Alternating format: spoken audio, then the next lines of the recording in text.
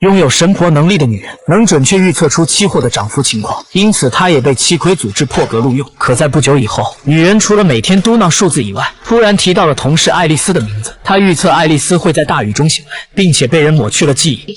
What are you saying? That I'm going to be attacked? Memory stolen by one standing under seas.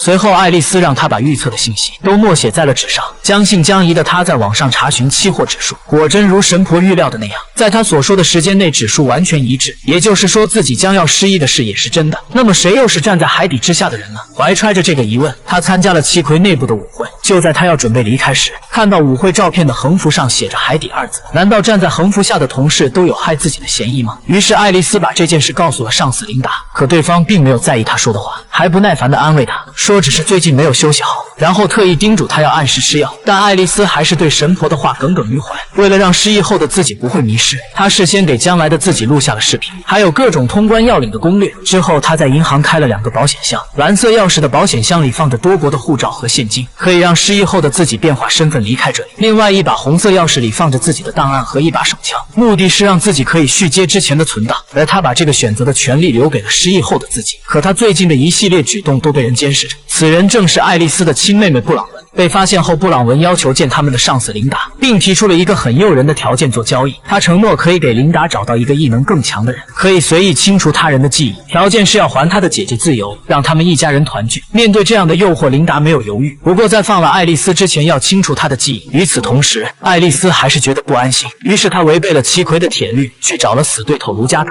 因为她知道对方擅长偷渡，想让他帮自己离开这个国家。但她不知道的是，卢加特更擅长贩卖变种人。就在他去停车场取钱时，妹妹布朗文带着那奇姆赶来，准备抹去爱丽丝的记忆。如今爱丽丝才明白谁是海底之下的人，神婆的一切预言也都实现了。不过想离开组织，这已经是最好的结果。当那奇姆开启能力抹去了他的记忆后，他的大脑一片空白，一瞬间他都不记得自己为什么会出现在这里。迷茫的惊吓令他不停地奔跑，可很快卢加特就失去了耐心，派手下来把爱丽丝准备卖个好价钱。哪曾想没有多年的记忆束缚，爱丽丝也爆发了自己的变态一盲。